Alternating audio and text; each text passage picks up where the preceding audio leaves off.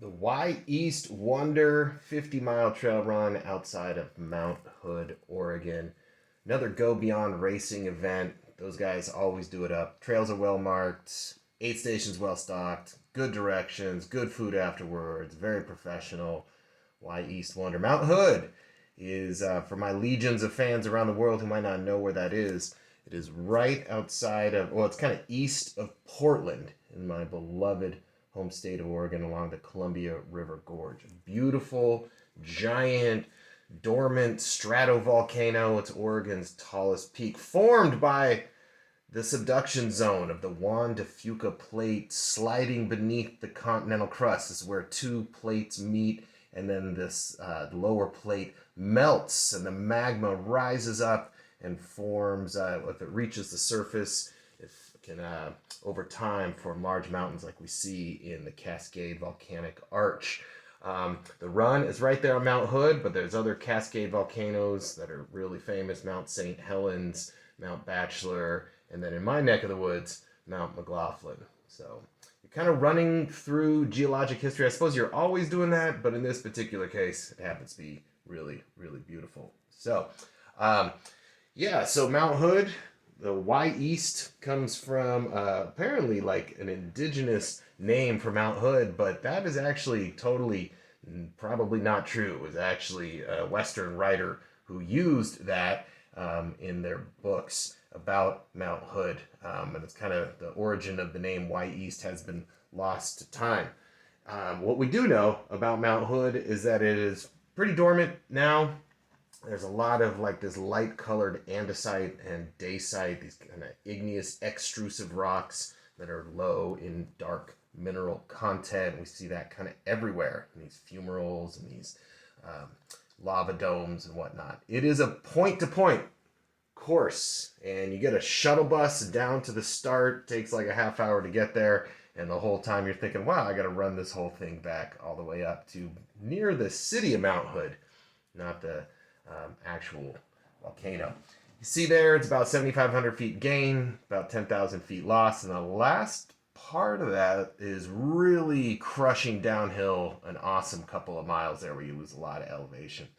All right, let's get into it. Here's the start of the Wy'East Wonder. I followed that dude on the left for quite a while. I liked his style with that quiver to put your trekking poles. There he is again right there on the left. I might check out that system someday. That seems pretty good. Beautiful, gorgeous views.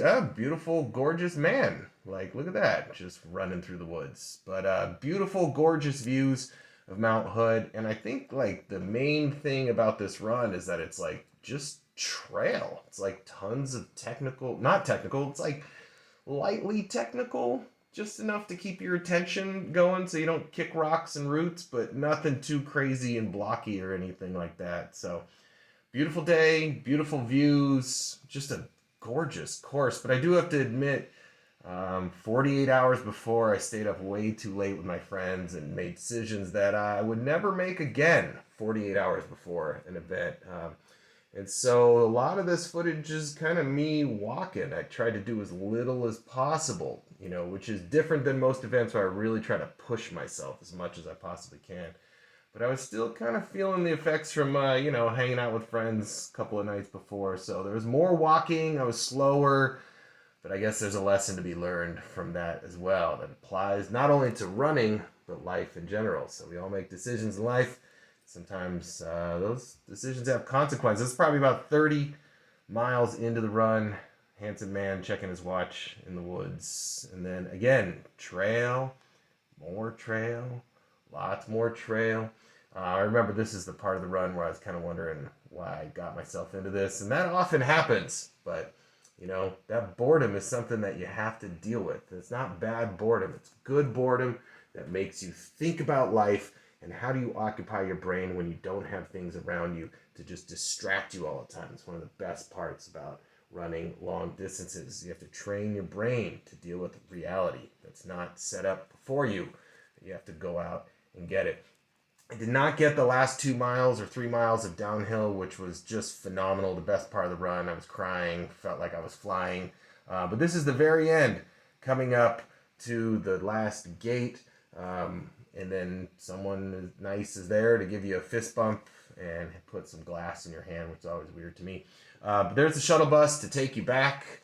And here is me kind of shaking my head, thinking about the next race where I'm not going to stay up the couple of days before. This is a torta and a burrito, which I just annihilated right after the run.